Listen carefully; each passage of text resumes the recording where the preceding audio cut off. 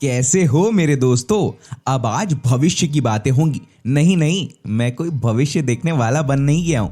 अपनी team India के ऊपर ही बात होगी कि एशिया कप 2022 के बाद क्या, क्योंकि माहौल तो बना भी नहीं है। ये तो बस टीजर मात्र था। अब हम आज इंडियन टीम के टेक अवे पॉइंट की बात करेंगे। संपूर्ण ही बात होगी कि क्या, क्यों, कैसे, अरे सब परी बात होगी। तो वीडियो आप आखिरी तक देखना। बहुत सी चीजों पर बात करी है और फिर आप अपनी राय मुझे कमेंट बॉक्स पर बताना। सहमति तो आपके बिना बनती कहां है। अब इंडियन टीम ने अपनी सबसे अच्छी टीम भेजी थी एशिया कप 2022 में, ताकि देखा जाए हाई प्रेशर गेम्स में टीम परफॉर्मेंस कैसा करती है। अब शुरू में जैसे कि उम्मीद लगाई जा रही थी कि टीम फाइनल में जाएगी और कप लेकर आएगी, अब वैसा कुछ हुआ नहीं। और तो और सही मायनों में आंखें भी बहुत खुली। कहते हैं ना, समझदार को इशारा काफी ही होता है। तो अब ना पॉलिश की बहुत जरूरत है। अब देखो, दुबई में ड्यू हो या ना ड्यू हो, इंडिया टॉस हारा और पहले बल्लेबाजी करने को भारत को बोला गया। तीनों के तीनों सुपर 4 मैचेस में अब बैटिंग ट्रैक था, चेज फ्रेंडली था, वो सब ठीक है। इंडिया ने रन्स भी बोर्ड पर बढ़िया लगाए। पाकिस्तान और श्रीलंका के अगेंस्ट तो मैच एकदम अंटे में ही चला गया था, डाउन दबाया। तो हुआ क्या, मैच तो निकला नहीं ना। अफगानिस्तान के साथ भी एकदम चिपटा डेड रबर ट्रैक मिला। लेकिन अब तक तो ये बात रियलाइज हो जानी चाहिए कि मिडिल ओवर्स में बैटिंग और डेथ ओवर्स में बॉलिंग बहुत काम मांग रही है। अब अगले हफ्ते सिलेक्टर्स बैठने वाले हैं ऑस्ट्रेलिया और साउथ अफ्रीका के अगेंस्ट स्क्वाड के लिए, और वहीं पर T20 वर्ल्ड कप 2022 की टीम का भी ऐलान होगा। तो दोस्तों, इंडिया के टेकअवेज पॉइंट पे हल्की सी बात हो जाए जो हमने बीते कुछ दिनों में एशिया कप 2022 में देखे। पहला पॉइंट, हार्दिक पांड्या आपके थर्ड सीमर अभी हाल फिलहाल में तो है नहीं। अब हार्दिक तो चल ऐसे रहे थे कि जिसको छू बढ़ दें तो वो सोना ही बन जाए, बिल्कुल के साथ ही। अच्छा टूर्नामेंट जानदार शुरू भी हुआ इनका, जब कहर बरपाती गेंदों से पाकिस्तान को पस्त भी कर दिया। पहले ही गेम में पाकिस्तान के अगेंस्ट अपनी स्टॉक बॉल से, जो है इनकी शॉर्ट बॉल, उससे पाकिस्तानी टीम को बहुत परेशान किया इन्होंने। और पेस भी अच्छी डिलीवर कर रहे थे, 140 किलोमीटर प्रति घंटा प्लस की रफ्तार से।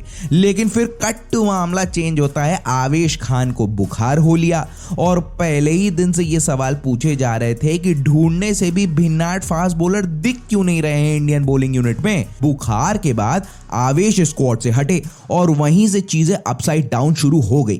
पहले मैच में गरजने वाले हार्दिक पांड्या थर्ड सीमर बनते ही थोड़ा सा गपचिया सा गए। हुआ क्या फिर, ये बाकी के मैचेस में बहुत ज्यादा एक्सपेंसिव रहे और भर भर के रन्स खर्चा किए। एक टाइम भारत 181 रन्स डिफेंड कर रहा था और दूसरे टाइम भारत 173 रन्स डिफेंड कर रहा था। वहां पर अगर दोनों ही मैचेस को अगर तो मिला दिया जाए तो कंबाइंड बॉलिंग स्पेल हार्दिक की बन जाती है 8 ओवर्स में 79 रन्स टोटल और एक ही विकेट, जो बहुत एक्सपेंसिव है। अब एक नाम दीपक चहर के रूप में भी गया था, लेकिन जब तक उनको रिजर्व प्लेयर से निकालकर प्लेइंग 11 में लाया जाता ना, कि अफसोस, तब तक टीम इंडिया का एशिया कप कैंपेन खत्म हो चुका था। अच्छा, एशिया कप के पहले टीम में 4 सीमर्स खेल रहे थे और 2 स्पिनर्स थे, जिसमें से दूसरा जो स्पिनर था वो ऑलराउंडर था। तो 4 सीमर वाले बैंक में ना हार्दिक फिट बैठते थे। लेकिन अभी मामला सन्नाटे में चला गया। अब कॉम्बिनेशन बिगड़ा है तो आप हार्दिक को पूरी तरीके से ब्लेम भी नहीं कर सकते हो ना। अब आप एक रोल में इतने समय से किसी को खिला रहे हो और एकदम से कहो अब तुम कुछ और ही करोगे, अरे आदमी तो एकदम चिंगाट जाएगा ना। अब उम्मीद है कि जसप्रीत बुमराह और हर्षल पटेल ऑस्ट्रेलिया सीरीज में और उसके बाद T20 वर्ल्ड कप स्क्वाड में वापसी कर लेंगे, जिससे फायदा ये मिलेगा कि अपने हार्दिक पांड्या वापस से इंडिया के छठे बॉलर बन जाएंगे, जो रोल इनको सबसे अच्छा लगता है, और वहां पर ये बिल्कुल फिट भी बैठ के देते हैं। पॉइंट नंबर 2, हुडा का सिलेक्शन। अब इनकी बात बहुत इंपॉर्टेंट है। लाइमलाइट में दीपक हुडा IPL 2022 में लखनऊ सुपर जायंट्स के साथ अपनी परफॉर्मेंस के बाद बहुत ज्यादा आए।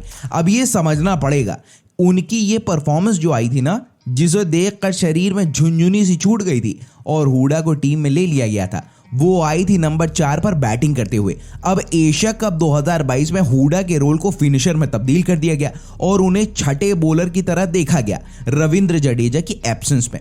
अब सुनिए, 3 गेम्स में हुडा ने सिर्फ 1 ओवर कराया और करवाया भी किसके अगेंस्ट, अफगानिस्तान के अगेंस्ट, जब इंडिया का सफर खत्म हो चुका था। अब दिनेश कार्तिक को प्लेइंग 11 से ड्रॉप करने पे बहुत हो हल्ला हुआ कि भैया आपने फिनिशर के तौर पर डीके को रखा था टीम में, और जब समय की डिमांड थी, वक्त था, जज्बात थे, तब टीम में वो नहीं थे, पीली जर्सी पहनकर बैठे हुए थे कहीं पर और पाकिस्तान और श्रीलंका के अगेंस्ट अपनी सर्विसेज दे नहीं पा रहे थे। जब डेथ ओवर्स में सबसे ज्यादा दिनेश कार्तिक की डिमांड थी, हुडा को बॉलिंग ना देने पर रोहित शर्मा ने यह कहा कि श्रीलंका के खिलाफ हुडा को इसलिए बॉलिंग नहीं दी गई क्योंकि रोहित हुडा को पथुम निशंका और कुशल मेंडिस के अगेंस्ट बॉलिंग नहीं करवाना चाहते थे, क्योंकि दोनों ही बैट्समैन ने 11.1 ओवर्स में 97 रन बोर्ड पर लगा दिए थे। अब कहीं तो हुडा उनके आर्क में बॉलिंग थमा देते ना, तो वो लोग इनको टप्पे पर ही हौंकते। चलो बढ़िया भैया, आपने सोचा तो कुछ अच्छा ही सोचा होगा, लेकिन पाकिस्तान के खिलाफ क्यों नहीं दिया जब क्रीज पर फखर जमान थे और फिर मोहम्मद नवाज बैटिंग कर रहे थे और टीम से मैच दूर खिसकता हुआ ही चला जा रहा था। अब आप ही बताओ, यहां पर तो ऑफ स्पिन करवाई जा सकती थी ना, जहां पर बॉल लेफ्ट हैंडेड से थोड़ा अवे जाता। समझ आया तो मुझे भी समझा देना। पॉइंट नंबर 3, जडेजा का वॉइड कैसे पूरा किया जाएगा। अब आपने इस डिपार्टमेंट में भी ये देखा होगा कि पिछले 1 से 1.5 सालों से इंडिया अक्षर पटेल को बैक कर रही है जडेजा के रिप्लेसमेंट के तौर पर, क्योंकि अक्षर मोर ऑफ जडेजा के जैसे ही ट्रेजेक्टरी और स्किल्स रखते हैं। चलो सही है, अब आप इन्वेस्टमेंट कर रहे हो इतने समय से, जमा पूंजी जोड़े जा रहे हो, लेकिन जब मौके को कैश कराने का मौका आता है ना, तो आप हुडा को खिला लेते हो। जडेजा इंजर्ड हुए तो अक्षर को तुरंत पहली फुर्सत में बुला लिया गया भारत से एज अ रिप्लेसमेंट कि जडेजा की जगह अब अक्षर पटेल होंगे। लेकिन फिर मौका किसको मिलता है? दीपक हुडा को, जो ऑलरेडी से दुबई में मौजूद है। तो भैया क्या टूरिज्म के लिए बुला लिया था क्या कि आओ बुर्ज खलीफा देखो और हटो बचो करो? अब जडेजा लेफ्ट हैंडेड है, अक्षर पटेल भी लेफ्ट हैंडेड है, खेले दीपक हुडा। अब यहां एक चीज हुई, जडेजा की एब्सेंस से ऋषभ पंत को चांस मिला प्लेइंग 11 में शिरकत करने का, ताकि कोई तो लेफ्ट हैंडेड बैट्समैन हो प्लेइंग 11 में, टॉप 6 में। अब ये सारे ही समीकरण बैठाए जा रहे थे कि तभी जो गाज गिरी ना, वो गिरी दिनेश कार्तिक भैया के ऊपर। अब उनको ही बोला गया कि भाई साहब आप बैठ जाइए। अच्छा, अब या तो फायदा ही हुआ होता, लेकिन हुआ नहीं। पता चला पैसे बैंक में जमा कर रखे थे, लेकिन समय आने पर पैसे निकालने ही वाली एटीएम वेटीएम कुछ काम आके दिया ही नहीं। वो हाल पंत का हो गया। टूर्नामेंट अच्छा नहीं रहा पंत का, और ऋषभ ने महज 14, 17 और 20 रन नॉट आउट स्कोर किए अपने 3 आउटिंग्स में। तो हुआ क्या फायदा?